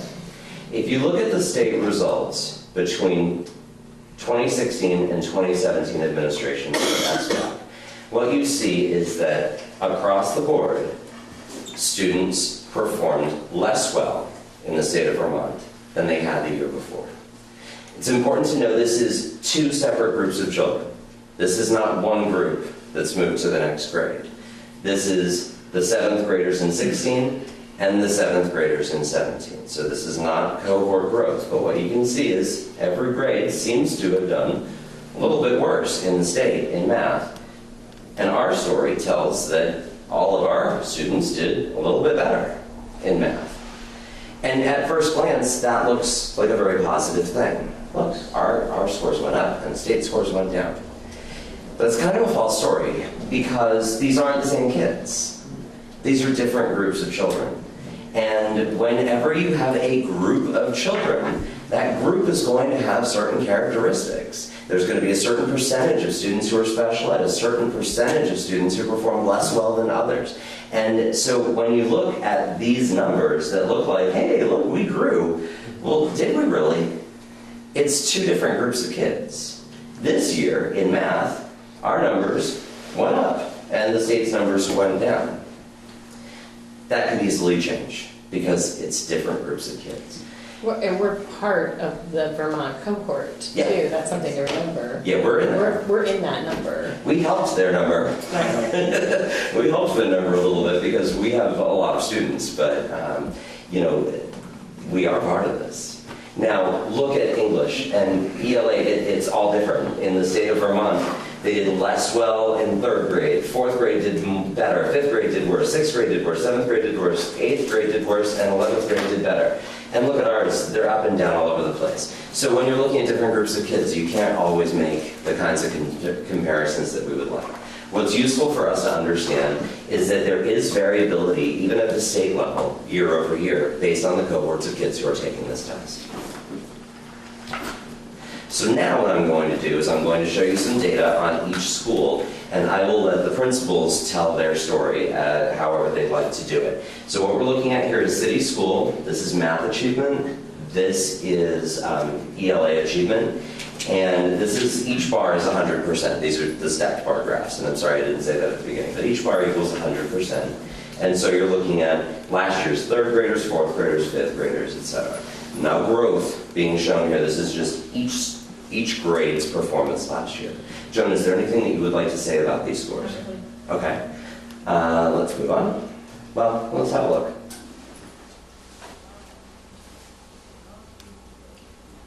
What questions might you want to ask? 5th grade's an interesting, does not meet in both ELA and math. So that's a question that we would ask here, right? Yeah.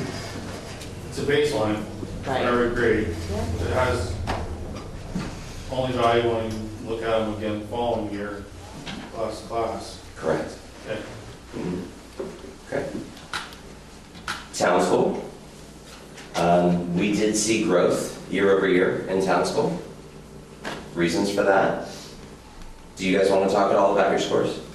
Well, we know that the first year we had a very large number of technical difficulties, which through some work with the tech team, we were able to eliminate in the second year.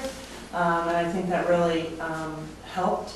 I think some of the areas where we saw some big growth too were, some of the teams that have really collaborated very closely vertically. And so we're looking at, continuing that, across, the entire school. So we were pleased with the growth that we saw, but there's still room for improvement in areas that we didn't see as much growth, so. Sure. So what would be some questions that you might want to ask about this data set?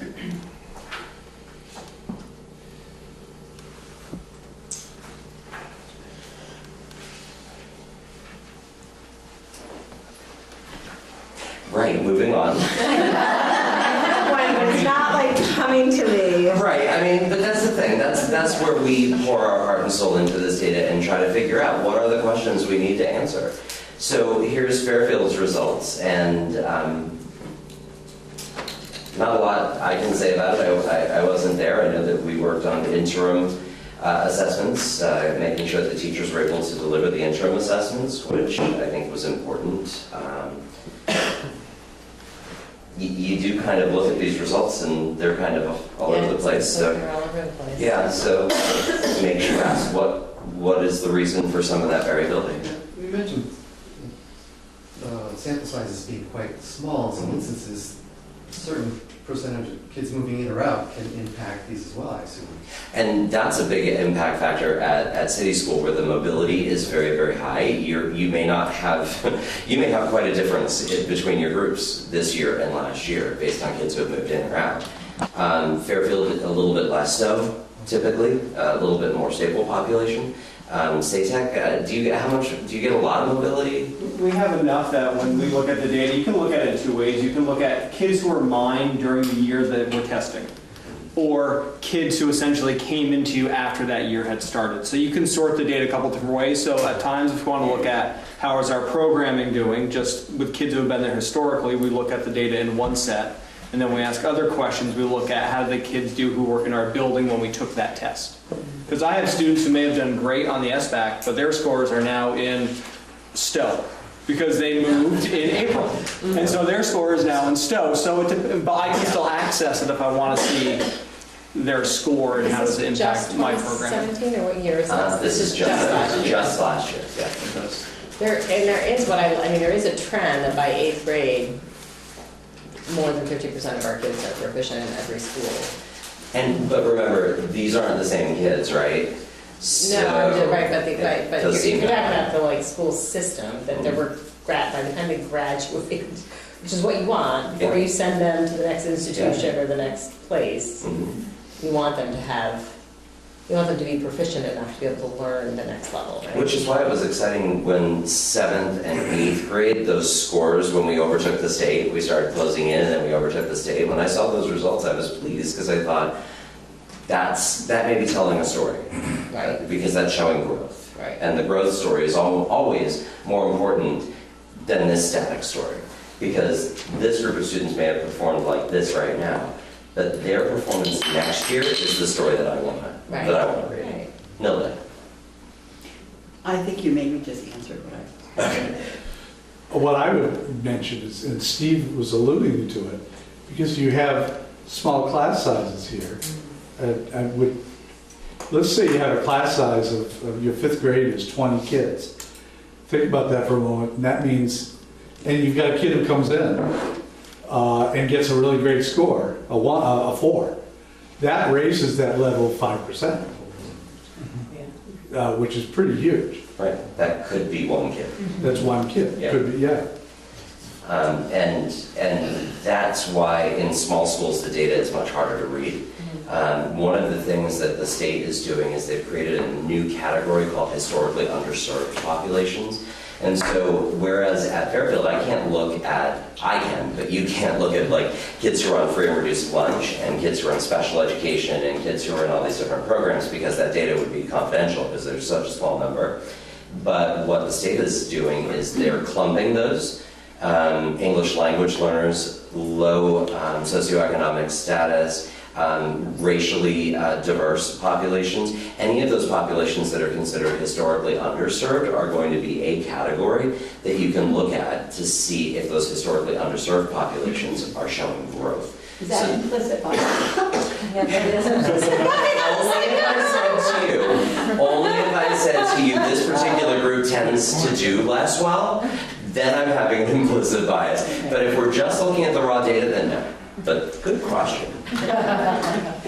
BFA, and again, no comparisons, but what we do show is ELA, you've got this big number of percent proficient, and in math, it's lesser of a percent proficient, but that's the state trend as well, and we beat the state. Chris, what do you want to say about this? So just a couple of points. Number one, I think there really was a focus this last year on the SBAC, and when you think about it in terms of a historical perspective relative to state testing, in 2014 we had SBAC, 2015 this was an experimental test, 2016, well, that was the first year, and so I think we finally were truly focused on, let's make this the centerpiece of one way that we can clearly demonstrate what our kids know and can do.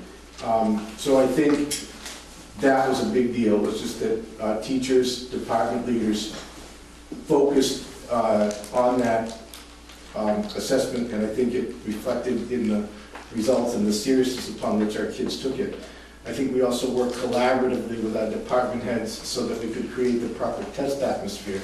The test environment and structure was different in math than it was in English language arts based on surveys of staff. So we accommodated that need, and I think it paid off in the results, particularly in ELA. I think third, we did a lot of work on integrating interim assessments and teachers embedding some of the test type questions in the curriculum, so it wasn't just the test, it was part of the ongoing work.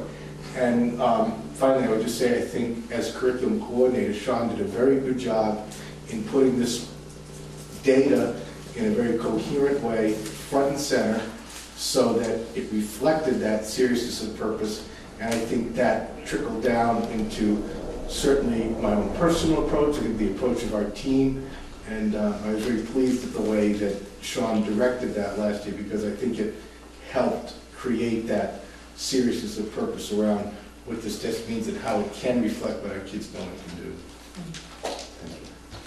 All right, so this is from Rebecca, and honestly, you know, this is just one test. We have a science test that doesn't measure our standards, but we're getting a pilot test for that this year. So that's kind of a new piece of data that we'll have. We're going to have our district-wide writing assessments starting up. So, you know, these are not all that matters, but historically speaking, you can't escape poverty unless you can do these things, and that's why we focus on them. And so, what are we doing with our data? And that was a big question that we had last year. And honestly, having the data is all well and good. It's like having all that survey data, right? You've got all this stuff, and what does it mean? So very clearly early last year, we knew that we needed to focus on mathematics in several of our schools. And so we started doing that with something called Math Studio, which is a professional development initiative that we're running in SATEC and Fairfield.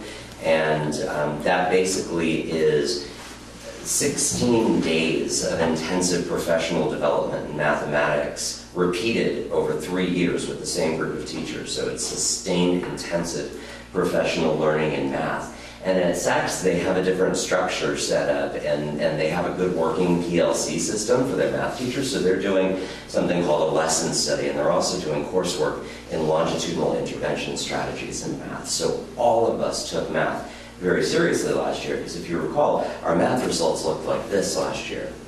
And we knew that we needed to focus on that. We actually have new math programming at all of our schools, pre-K through 8.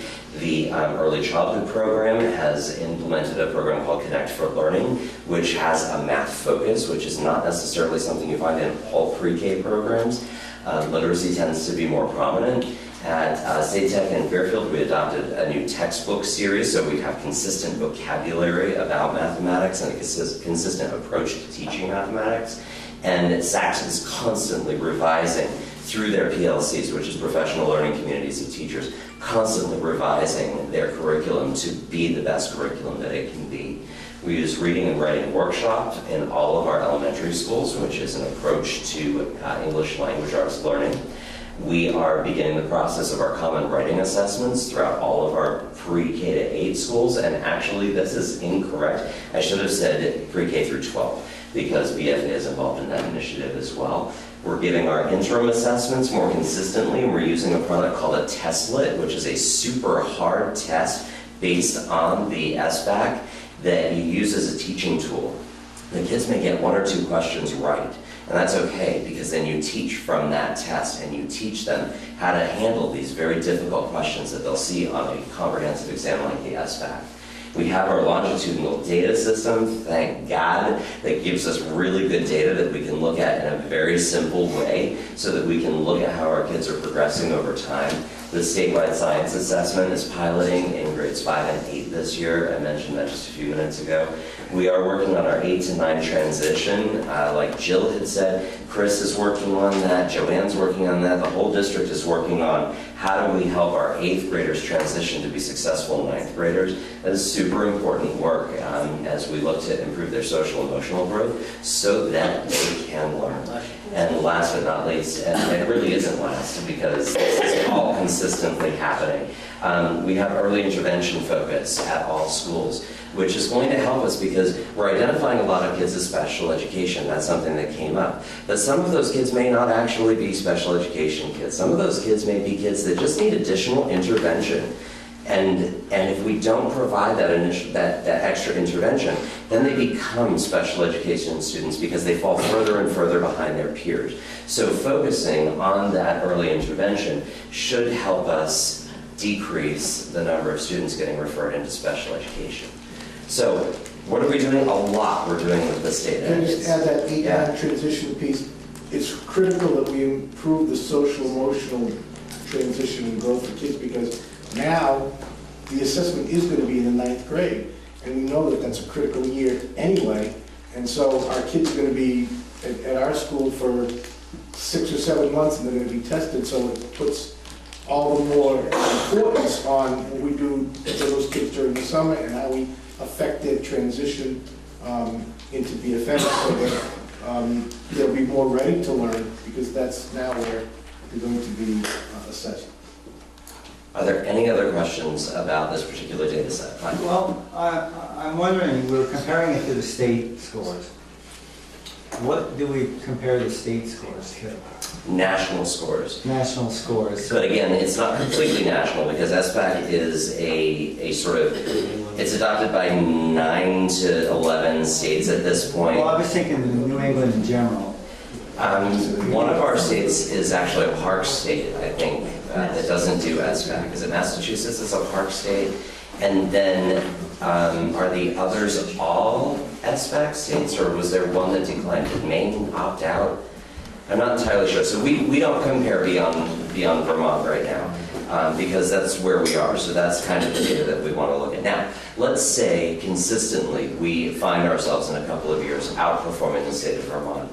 Well, then we want to look at states that are particularly successful. The Massachusetts, the Connecticut, the states that tend to always get really high state scores. Well, that's when we could start looking at that. Once we've surpassed Vermont in all the ways we can, then you can start looking at the traditionally high-scoring states. And also getting ideas from them. Why are you so good at this? What's in your water? And what can we take back and learn from it? Make sure we mention that when we're talking traditionally high-scoring states, we're number 2. Massachusetts is number 1. So, Didn't know we were number 2. I thought we were in the top 5, but I did not know we were number 2. so when we're comparing ourselves to Vermont, well, it's really much better than I even thought. Well, thank you for your attention. Thank you, Sean.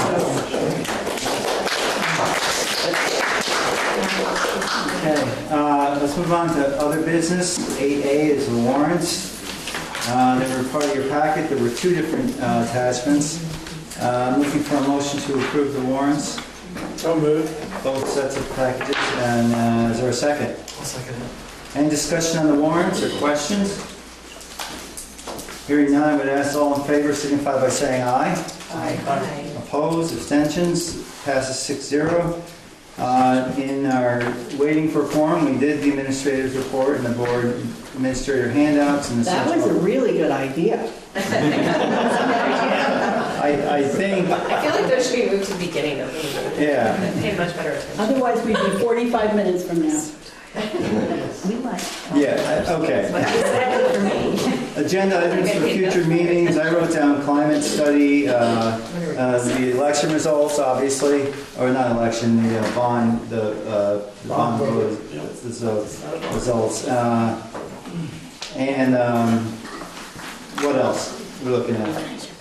The climate study. Survey, we should get we're going to get a draft. Kathy, will we be ready for that facility thing yet? Yes, we should be.